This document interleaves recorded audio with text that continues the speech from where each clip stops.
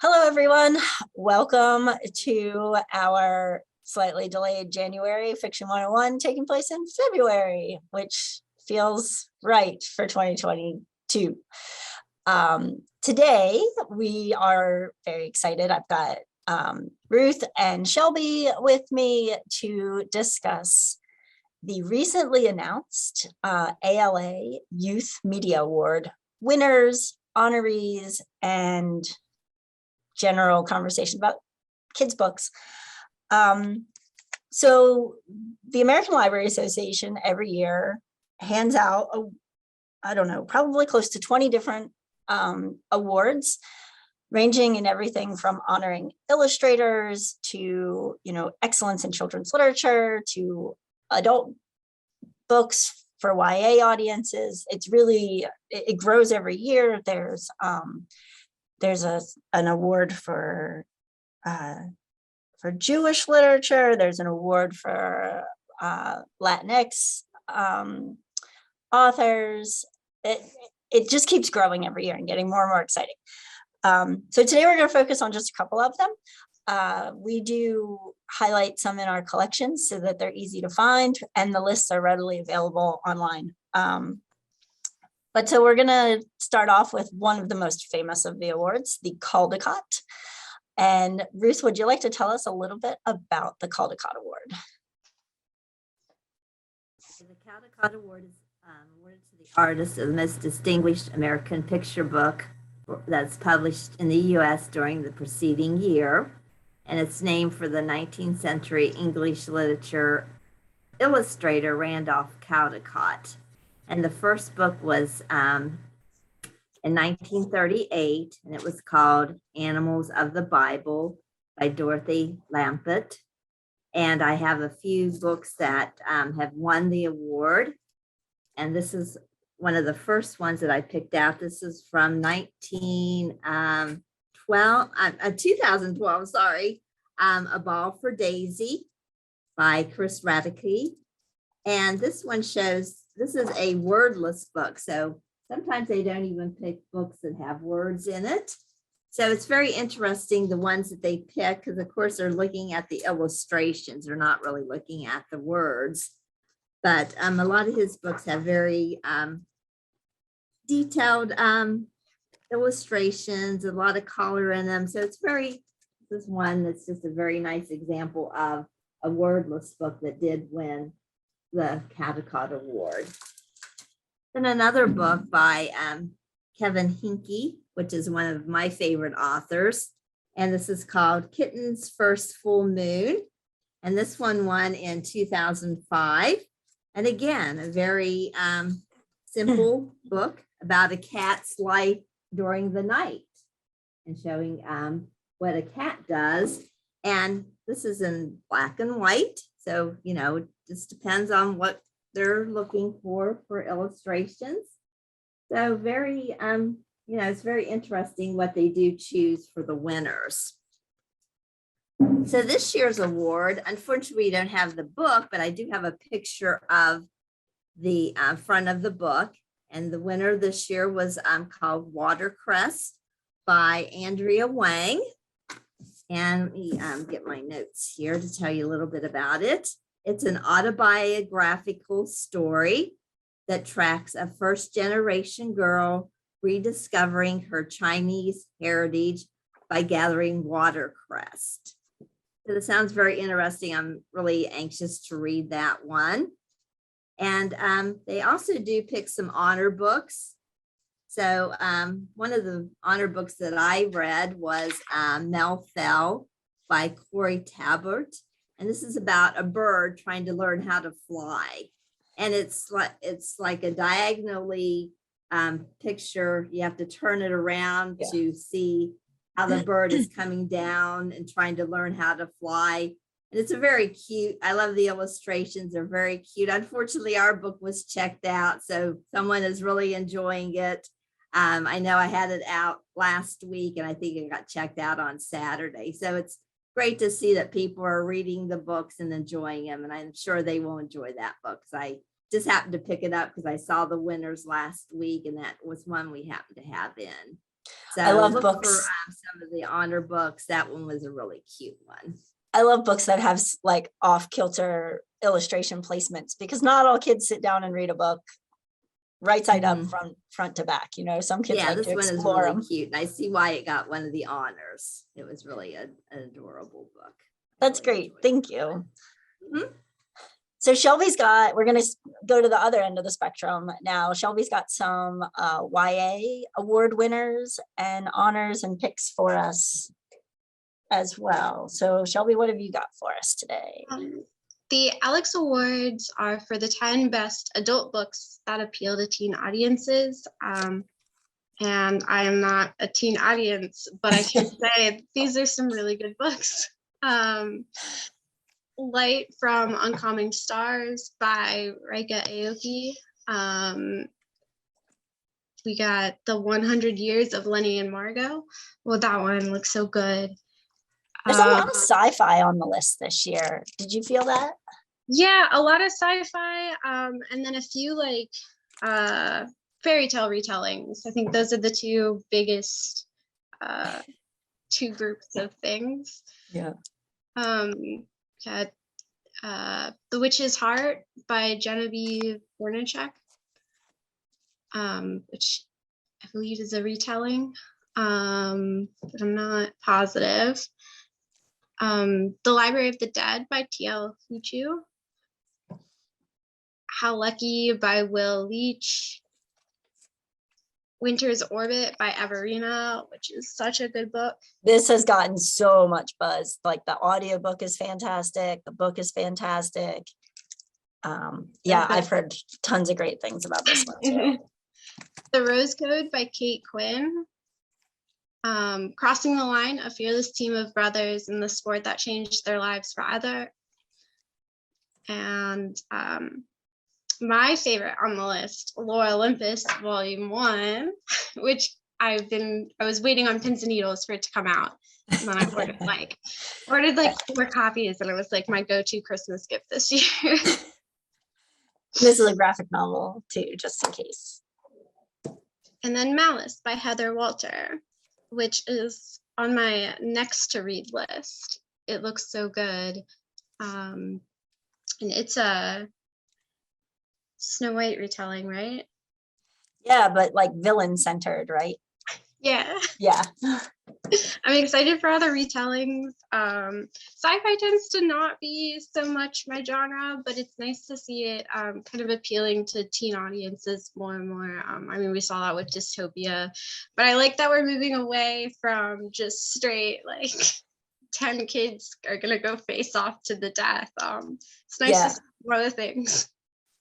There's been an increase in middle grade and kids sci-fi too lately, which I think is really exciting. It lets kids imagine themselves in really truly whole new worlds instead of just other more traditional quest-based fantasy type worlds. But so all of those books you'll find in the adult section, which would be on the first floor of the downtown library. And a good number of those titles we also have available as ebooks or e-audiobooks too for download. Anything else on your? Another book I wanted to highlight, just because our young adult nonfiction section is a new thing and it's growing. So the YASA Award for Excellence in Nonfiction for Young Adults is Ambushed, the Assassination Plot Against President Garfield. And it looks really cool, and I just want to put that out there. We have the YA nonfiction section, and the YA nonfiction section is terribly underutilized, and it is fantastic. There's not a lot of new nonfiction that comes out for the YA audience, but when it does, it's just so accessible and readable, and I don't know, it's easy to get into, and it is located on the second floor, right by the YA fiction section, near Meeting Room B, and definitely worth taking a look. There's been a lot of great titles that have come out in the last couple of years. Crystal will be mad at us if we don't mention this one. The Firekeeper's Daughter. This is like everybody's favorite book this year. That And won a few things, didn't it it? did. It won quite a few. It was the Michael Prince winner, which is kind of the top award for YA written for YA. And I can't remember what else it won, but this was another YA one that won both the Coretta Scott King and the Steptoe Awards, I believe. And I have not read this one, but I've seen it on a lot of lists lately.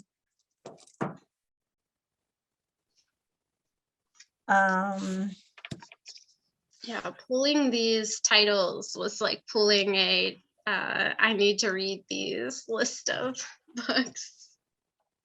Yes, there's a lot of great stuff on there. Firekeeper's Daughter, and what was the other one that came up last night at the Telegraph Club?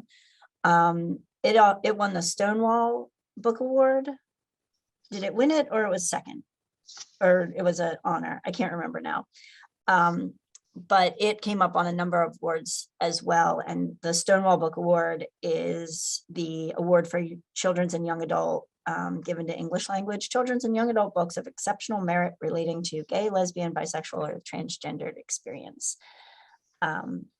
There are, like I said, almost 20 different awards that ALA does every year, and they really do work hard to focus on different audiences. And it's great to see how many more books there are to choose from each year in those categories too.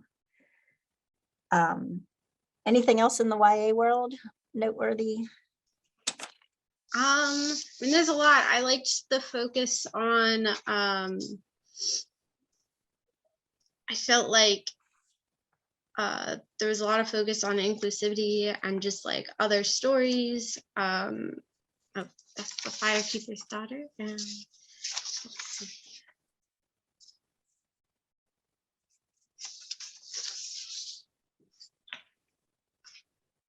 The Belpre Children's or the young adult for Belpre, the honor ones were 1500 Miles from the Sun, Somewhere Between Bitter and Sweet, and Where I Belong. And those are all on my to be read list because I am constantly reading YA. So that's a good transition to the maybe the most famous of the awards, which would be the Newberry. Newberry Awards were the very first award for children's literature. They've been around for 100 years now. This is the 100th anniversary, this year's honorees and winners.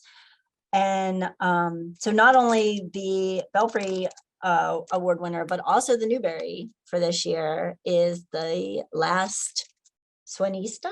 Is that how you would say that? I'm terrible. So this is, in some ways, it's a really unusual choice, and in other ways, it's a very traditional choice. Like, I feel like for Newberry, when you look back at the big long list of them, one of the things that shows up regularly is that they tend to be stories about storytelling, and which is what this book is, but also it has a sci-fi kind of setting to it, a little dystopian.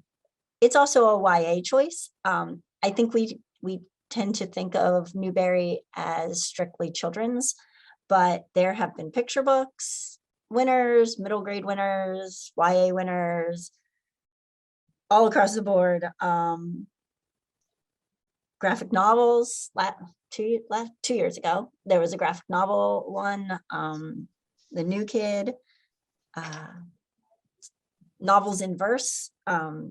One of my all-time favorites, Kwame Alexander's crossover one a few years ago, which was definitely an unusual choice at that point, poetry about basketball, basically, but also a fantastic story that's so much about family and wonderful. But in 100 years, there's definitely some on there that just because they won an award doesn't mean you have to read them.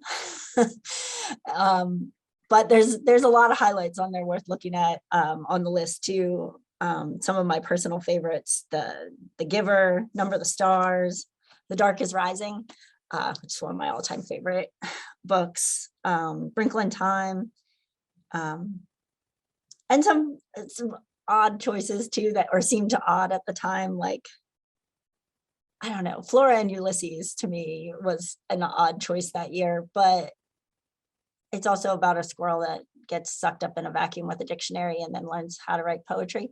So maybe not, it's got that storytelling aspect to it. But we all have favorite Newberries and ones we don't understand how they won. But definitely worth talking to, the staff about if you're looking for some good suggestions. It's not a bad place to start. Ruth, do you have any favorite Newberries you like to recommend over and over again? My one and only Ivan by Catherine Applegate. I like all her books. She writes Yeah. good That's a stories and good one just if you're- very down to earth. It's a great book if you want to cry. Yeah. I like the sequel. It's not as weepy to read the sequel. Oh, I didn't read the sequel because I Yeah. didn't want to cry again. Yeah. It's a little more upbeat. So, No, I'm yeah, I putting you on the think- spot, Shelby. Did you have any Newberries that were on your favorite list? But you put me on the spot. I know, I'm sorry. Let's see. No, I really like Dark is Rising as well. I'm just gonna steal your answers, but The Dark is Rising is one of my favorites. It deserves a resurgence. I don't think it gets enough credit for being a trend-setting book, but it's Oh. also, but it's, I mean, it's 45 years old, but it's still, I don't think there's anything in it that wouldn't be written in a book today. Right. So yeah, it's a The, good choice. the Crossover by Kwame Alexander, that one's a good one. I frequently recommend that one to people. Yeah, one of my favorites.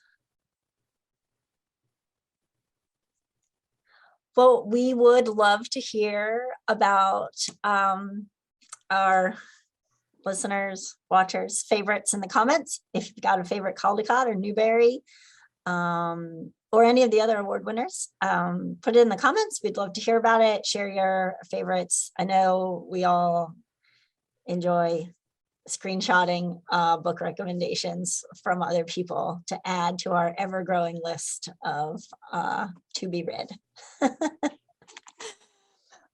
So thanks for joining us, and we'll be back next month with another Fiction 101 to talk about new books coming out, but then also, highlight some things that are sitting on the shelf just waiting for you. Thanks, Ruth. Thanks, Shelby. And we'll see everybody Bye-bye. next month.